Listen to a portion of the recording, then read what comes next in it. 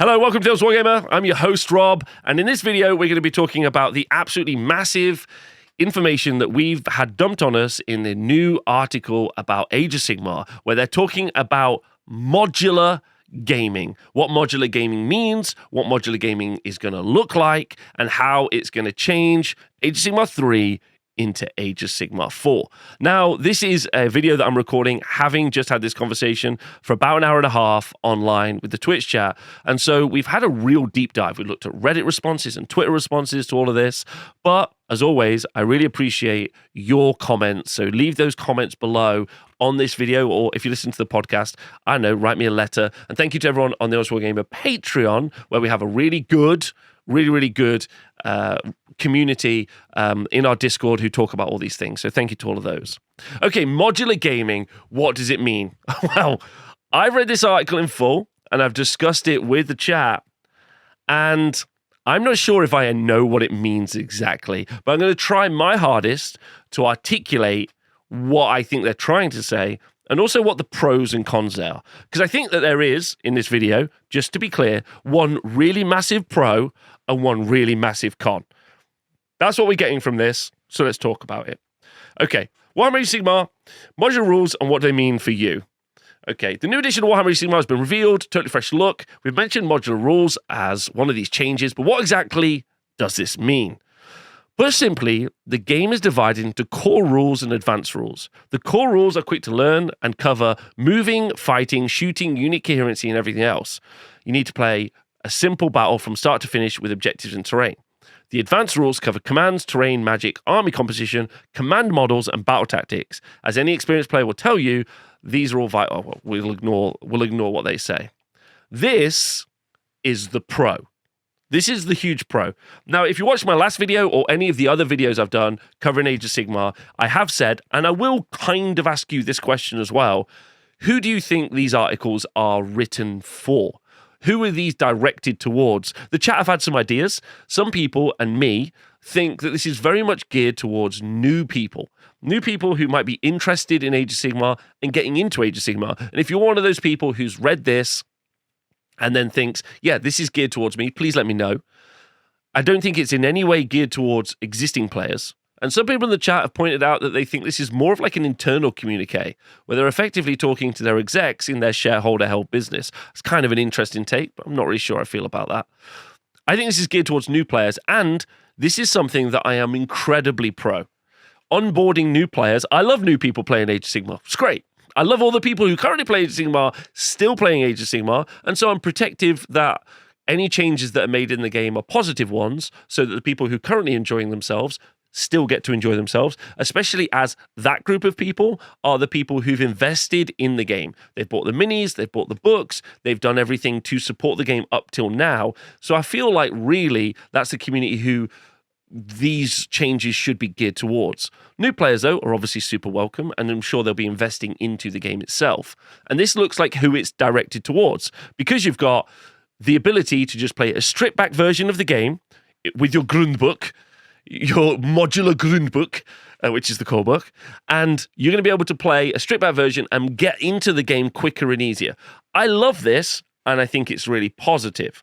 I will have one like kind of overarching theme, maybe as we go through all of the Age of Sigmar stuff, and I probably am going to make this another video in what my ideal onboarding game system is, which probably starts at Warcry level, moves to Spearhead, and then eventually goes up to the stripped back core rules, and then eventually the full game. So I guess kind of 4 stages is exactly how I would like to see the game develop. Unfortunately, learning Warcry doesn't teach you anything about Age of Sigmar. I think Spearhead is probably going to have enough differences that you won't be able to learn enough to probably play like a full game properly, and therefore you're going to have to do more learning. So I think that's a bit of a problem. But this is a huge pro, massive pro. What you're going to get is the core rules, and you can play and onboard new people. If you're already an existing player, you can get all of your friends playing, because you say you don't have to worry about all that other silly stuff. The advanced rules are, as we've said, commands, terrain, magic, army composition, command models, and battle tactics. Now, there's a lot of stuff that they say here, and honestly, it really is more confusing than helpful. So I'm just going to skip this because I think a lot of it sounds like marketing talk, and a lot of it sounds like, and it's important to note that Matt, the developer here who's talking, comes from the computer game industry, and he says something that sounds very odd. He says, it's essentially, he's talking about Age of Sigmar, a platform that supports many types of games. People play Warhammer Age of Sigmar. It's a narrative experience, a competitive tournament game, and at different sizes. It's definitely not that. It's definitely just a game with different modes, and it's very odd that he describes it as a platform that supports many types of games. That's very much marketing speak, which I think doesn't read well, I think, for people just trying to learn about a game. Feels odd. Okay. With modular rules, you only need to read the rules necessary to play the type of game you want to play. That was already true. No one's said that's not true. No one's ever said read all of the rules, which is kind of odd. But as you can see from the bit above, you don't have to read certain sections of the rule to play a stripped back game. So good. That's a positive. I'm going to keep reinforcing that I think that's a pro. Keep reinforcing it. The reason that I think this is a little bit confusing and also not really very serious is that we have this next picture, which is that they have Spearhead, Path to Glory, Match Play, and General's Handbook, plus seasonal rules, which should be technically a 7th module. Okay, so seasonal rules should be a 7th module because each of the modules that they talk about, as we get to the article later, they talk about the ability to update and change those modules either because they want to narratively or, well, not narratively, they want to, I guess because it's DLC is really what I'm going to get towards, or because something doesn't work. One of those two things. And as you can see, the difference between Spearhead, which is the core rules stripped back, and doesn't have any of the other modules, and General's Handbook is effectively what everyone will be playing. The only difference between Path to Glory, the insert narrative format, I guess, in the game, is that it doesn't use battle tactics. That's it. Match Play is never something that exists without Match Play plus the seasonal rules, which is the General's Handbook. That's where seasonal rules are found, which will be located in here. So it should be a 7th module, and I'm very confused as to why it's not. So effectively what they're saying is there are 2 modes, Spearhead and the General's Handbook version of the game. So I guess it's modular, but it's 2 modules, I guess. And shout out to all my Path to Glory gangsters in the comments. I'm sure you also care that battle tactics and the seasonal rules aren't in there, okay? But rules are always elective. That's really important. Rules are always elective. You don't have to use any of the rules. In your games with your friends, you never have to. But I guess this is giving more like credence to that, I guess. Yeah, they're like bras. You don't have to wear a bra. Just go free. Titties in the wild. Shouldn't have. Okay, anyway. Right, so then the next bit. So that's a positive. So this is what we've got so far. We have a positive in that there's a stripped back version of the game. We have a confusing, the game is modular, but it isn't really. And then we get to, unfortunately, the con. And I'm going to try and not end on the con. And that's this line from Matt, or this section. So how will modularity impact the game? In the future, we could simply replace the magic module entirely with the magic of Andor, which is what you get in Age of Sigmar 3. As an example, this could seamlessly integrate thematic modifications to the magic rules for that battle pack without resorting to extensive core rules, errata, or layers of extra rules on top. Now, just to be clear, extra, like the battle packs or the General's Handbook that we've had in the past have, I guess, layered some rules on top, but they've also changed some of the rules as well. So they're effectively the same thing. They're just calling it something different. So it's the same thing. So that line is superfluous and doesn't mean anything. The next bit, though, means a lot. There's also other benefits, as Matt explains, which is, I think, just a lie. Say, for example, we find out during the course of a season of match play that the economy of command points isn't quite right for competitive play. We don't need to issue an errata online. Why? Is my first question. Instead, we could have a new General's Handbook with a new command module that is both thematically resonant and helps evolve the internal balance. If we want to bring that advanced rule module back in the future, we can. This is the con, and I need to talk about some quick elements about how Age of Sigmar, but also Games Workshop works. Games Workshop puts stuff to print months up to years in advance. As an example, you've seen on previous videos I've made that the Age of Sigmar 4 book is already printed. It's already out there, like being printed overseas. Most of them are printed in China, and then they're shipped over, which means that's already printed. In fact, the first 2 battle tomes, which will be Skaven and Stormcast, are also already printed, as is the current GHB. They will start writing the new GHB if they are yearly. If they're yearly, they'll be writing them. They'll be writing it about 2 months, 3 months into Age of Sigmar 4 if they haven't already written it. That's how far print media takes to print ahead of time.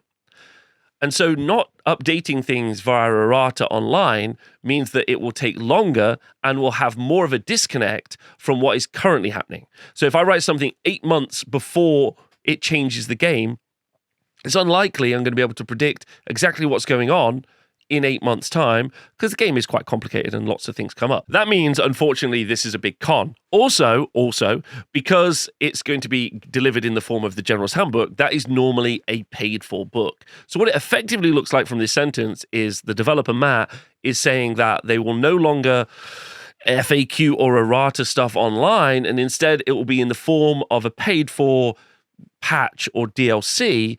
I guess patch is a paid-for patch in the future, effectively. Also, if the GHB is General's Handbook, is only yearly, then that means that there'll only be 3 patches over the course of the game, which is odd. It actually brings a lot of questions out. There's some positives. Let's go back to a positive to kind of shoehorn a positive in at the end so you're not just feeling doom and gloom, because I don't want you to feel that, right? Let's look at the positive. Positive is probably that in your new battle tomes, you will also get additional modules. One of the modules that they focus on here is command models, army composition and magic, and battle tactics. And commands, in fact. I would assume all 5 of those will have a quote-unquote module, which is just rules for another name, right?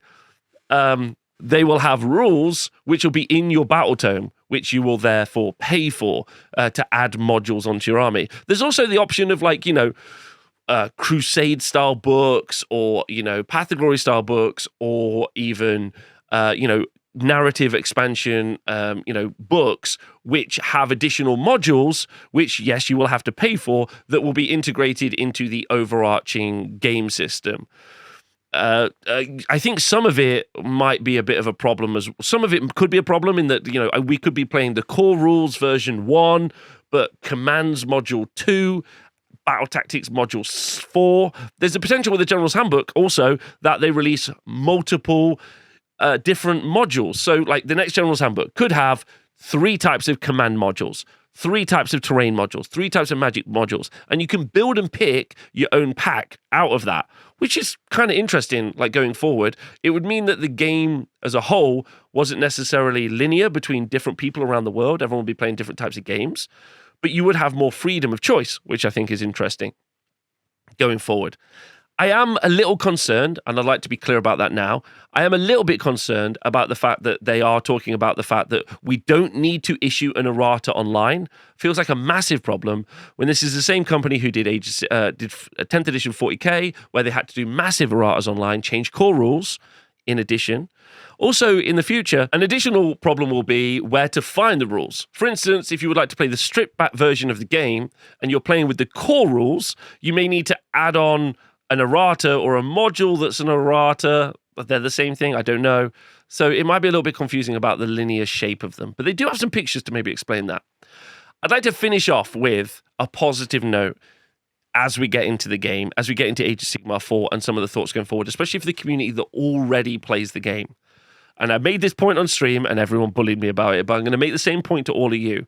Age of Sigmar 4 is going to be good. It's not because I'm a shill, it's because it's going to be as good as Age of Sigmar 3. My good friend James messaged me earlier and he said, Rob, and we used to do a show on a Monday talking about Age of Sigmar. I said, Rob, is Age of Sigmar 4 going to be good? I said, it's going to be as good as any of the other games they've ever made.